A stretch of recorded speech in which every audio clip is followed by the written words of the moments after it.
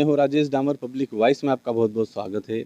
लंबे इंतजार के बाद आखिरकार भाजपा ने अपनी दूसरी सूची जारी कर दी है, जिसमें कई दिग्गज नेताओं को शामिल किया गया है। वहीं थानला पर सबकी नज़र टिकी हुई थी, जिसमें थानला से भाजपा के पूर्व जो 2 बार विधायक रहे हैं, वर्तमान में एसटी मोर्चे के प्रदेश अध्यक्ष हैं, कल सिंह भावर जी को एक बार फिर से मौका दिया है। आज कल सिंह भावर जी हमारे साथ हैं। आज हम उनसे चर्चा करेंगे, कुछ सवालों के वे जवाब देंगे। महत्वपूर्ण सवाल है, आप जरूर देखिए। कल सिंह जी, बहुत बहुत बधाई, आपको एक बार फिर से भाजपा ने प्रत्याशी बनाया है। कैसा महसूस कर रहे हैं? धन्यवाद आपको।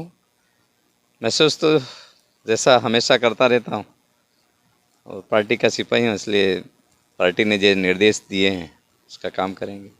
अच्छा कल सिंह जी, ये बताइए कि भाजपा से थानला क्षेत्र में 9 से 10 उम्मीदवार देखे जा रहे थे, और उसमें सबसे अग्रणी नाम वैसे आपका ही चल रहा था। आपको चुना गया है, तो क्या इस बार एकजुटता नज़र आएगी क्या? कार्यकर्ताओं, भारतीय जनता पार्टी कार्यकर्ताओं की पूछ परख करती है और कार्यकर्ताओं को परखती है। जो धरातल पर काम करता है उसी को भारतीय जनता पार्टी जवाबदारी देती है। मुझे यहाँ इस विधानसभा की जवाबदारी दी। मुद्दे रहेंगे इस बार आपके? मैं 5 साल का पूरा इस क्षेत्र का 5 साल का पूरा बनाऊंगा, और क्या क्या काम करना है इसके ऊपर मैं अलग हटकर काम करूंगा। कुछ जो हमारे जनजाति समाज के लिए किन चीज़ों की आवश्यकता है, इस क्षेत्र में कौन कौन सी चीज़ों की आवश्यकता है, मूल मेरा उद्देश्य शिक्षा और स्वास्थ्य के ऊपर रहेगा। साहब, इस बार क्या उम्मीद लग रही है आपको? 230 विधानसभा सीटों में भाजपा कितने पर दबदबा बना पाएगी? भारतीय जनता पार्टी प्रचंड बहुमत के साथ मध्य प्रदेश में पुनः सरकार बना रही है। हम देख रहे हैं हमारे केंद्रीय नेतृत्व जिस प्रकार से सारी योजनाओं को धरातल पर उतारने का काम कर रहे हैं, ऐसे देश का नक्शा बदलने का काम कर रहे हैं, ऐसे देश को सिरमौर बनाने का काम कर रहे हैं।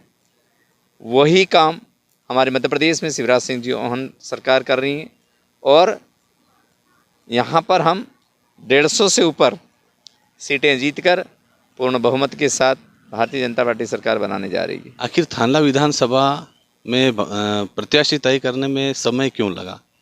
क्या लगता है आपको? ऐसा कुछ भी नहीं, ये तो जल्दी हो गया, बहुत जल्दी हो गया। ऐसा कुछ भी नहीं। आपने देखा है कि कितने धुरंधर लोग अभी नाम घोषित हुए उनके। कभी कल्पना नहीं कर सकते थे कि ऐसे लोग भी यहाँ चुनाव लड़ने के लिए होंगे। हमारे माननीय कैलाश जी हैं, माननीय नरेंद्र तोमर जी हैं, प्रहलाद पटेल जी हैं, गणेश जी हैं, राकेश सिंह जी हैं। ऐसे बहुत धुरंधर लोग जो मध्य प्रदेश की राजनीति में पुनः लौट कर आए, और ये उनका मकसद, उनका उद्देश्य कि हम यहाँ से विकास करेंगे तो केंद्र हमारा मजबूत होगा। भाई साहब, ऐसे कांग्रेस भी प्रलोभन दे रही है, उनका भी घोषणा पत्र है। जैसे लाडली बहना योजना उन्होंने 1500 के आसपास बताया है, और गैस टंकी 500 बताई है। तो इसको आप कैसे देखते हैं? कांग्रेस इस देश में जब से देश आज़ाद हुआ तब से राज कर रही, और आज तक उनने 1 रुपया किसी गरीब के खाते में डाले हों, 1 रुपये की कोई योजना, निःशुल्क योजना लागू करी हो तो वो बताएं। एक सड़क बनाई हो, कहीं तालाब बनाए हो, खेती के लिए कोई काम करा हो। किसी हमारे जनजाति समाज, पहले हम देखते थे तो भोपाल और इंदौर के लोग कहते थे कि झाबुआ ज़िले में डकैत लुटेरे। मैंने उनको कहा खबरदार अगर इस शब्द का उपयोग किया तो। हमारी मजबूरियां थी, भोजन नहीं हुआ करता था, पहनने के लिए कपड़े नहीं थे, खाने के लिए बर्तन नहीं थे, रहने के लिए मकान नहीं था। लकड़ी का दीवार बना के, जिसको भागड़ा बोलते हैं, वो बना कर रहते थे, और छत में जो सागवान के पत्ते, टेसू खाकरे के पत्ते ऊपर लगाकर, और नीचे निवास करने के लिए मजबूरी हुआ करती थी। कांग्रेस आज जो ढसोटले कर रही है, ये फालतू की बातें। भाई साहब, जैस आप और एक नई पार्टी है भारतीय आदिवासी पार्टी, जिसको बाप का नाम दिया है, तो क्या ये कहीं न कहीं भाजपा को नुकसान पहुंचा सकती है? उनको कोई नुकसान नहीं पहुंचाते। आजकल जनता समझदार हो गई, जनता जानती है मैं अगर जनता के साथ दोगलाई करूंगा, मेरा कोई मकसद नहीं, मेरा कोई उद्देश्य नहीं है, तो फिर जनता उसके पीछे नहीं जाती है। जनता का भी कोई मकसद है, कोई उद्देश्य, कोई लक्ष्य है। जैसे भारतीय जनता पार्टी का लक्ष्य, उद्देश्य, मकसद है, और वो इस देश को ताकतवर बनाना चाहती है। आज देख रहे हैं हम, मोदी जी को दुनिया नमन कर रही है, तो मोदी जी प्रधानमंत्री नहीं, इस देश को नमन कर रही है। और भारतीय जनता पार्टी यही चाहती है कि ये देश सर्वोपरि बने। थानला में काफ़ी दिनों से शिशु रोग विशेषज्ञ की कमी थी। पूर्व में डॉक्टर कमलेश परस्ते थे और कहीं आपके फोटो भी वायरल हुए थे कि आपके द्वारा प्रयास करके उनको लाया गया, कि यह सत्य बात है? ये दुर्भाग्य है इस क्षेत्र के लोगों का कि मुझे पिछली बार चुना नहीं गया, नहीं तो मैं दाहोद या गुजरात जाने को बंद कर देता। लोगों को सर्व सुविधाएं इस अस्पताल में देने का प्रयास करता मैं, मगर ये दुर्भाग्य है कि मेरे हाथों कुछ रहा नहीं। और जनता मुझे आदेश करेगी, जनता मुझे निर्देश करेगी, तो मैं पुनः वो सुविधाएं सारी यहाँ बहाल करूँगा। वो सारे डॉक्टर यहाँ पर उपलब्ध रहेंगे, सर्व सुविधा युक्त मैं अस्पताल बनाने का काम करूँगा। मैंने जैसे पहले कहा, मैं शिक्षा और स्वास्थ्य के ऊपर ही ध्यान दूंगा। अगर हमारा गरीब का व्यक्ति शिक्षित हो गया और वो स्वस्थ रहा तो बहुत उन्नति करेंगे। कांग्रेस की जन आक्रोश रैली थी, थानला में सभा संबोधित की थी। डॉक्टर विक्रांत भुरिया ने कहा था कि 2 महीने बाद हमारी सरकार आ रही है और जो भी कर्मचारी हैं वे समझ जाए, हम एक किसी को भी छोड़ने वाले नहीं हैं। तो ये इस तरह का जो उनका उद्बोधन था, उस पर आप क्या कहना चाहेंगे? विक्रांत हो या उनके शीर्ष नेतृत्व हो, ये हमेशा ऐसी बौखलाहट की बातें करते हैं और इनकी सरकार आ नहीं रही है। दिल्ली से लगाकर नीचे गांव में भी नहीं बची। अब एक सत्र राज रहा करता था उनका, और उनके पिताजी यहाँ पर मंत्री थे, प्रदेश में मंत्री थे और देश में मंत्री थे। उनके द्वारा किया हुआ कार्य बताएं मुझे। कहीं तालाब बनाया, कहीं रोड बनाए, कोई बड़े भवन बनाए, स्कूल बनाए, कॉलेज बनाए, क्या करा इन्होंने? उन्होंने भ्रष्टाचार के एक जो लेख है वो लेकर वो सभी को पर्चे भी बांटे हैं। ये करोड़ों का भ्रष्टाचार करती है भाजपा सरकार, क्या कहना चाहेंगे? पहले अपने गिरेबान में ढाक कर देखें। ए से लगाकर झेड़ तक बाकायदा प्रमाणित इनके घोटाले हैं कांग्रेस के, प्रमाणित। ये जो घोटाले बता रहे थे, कार्य स्वीकृत घोटाले बता रहे।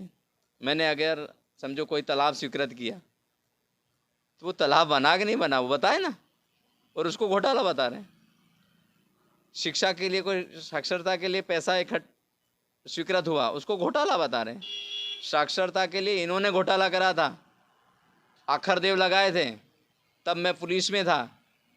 हमारे वाहन में पत्थर मंगवाए थे नदी में से, हम खुद भर के ले गए थे। आखरदेव जिसका नाम दिया था इन्होंने, गांव गांव में आखरदेव बैठाए थे, मंदिर बनाए थे इन्होंने।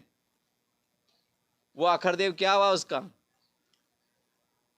जो शिक्षा अभियान चला था इनका, पढ़ना बढ़ना, उसका पैसा कहाँ गया? कांतिलाल भूरिया ने प्रत्येक व्यक्ति से, एक घर में अगर 12 व्यक्ति हैं तो 1 रुपया लिया था। वो पैसे कहाँ हैं? उसका हिसाब कहाँ है? देव। लेकिन वो तो जनता से हिसाब मांग रहे हैं।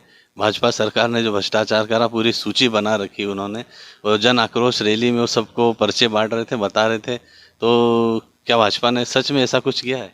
तो सबके सामने है ना, वो मुकदमा कायम करवाए। अगर ऐसा कराए प्रमाणित करें।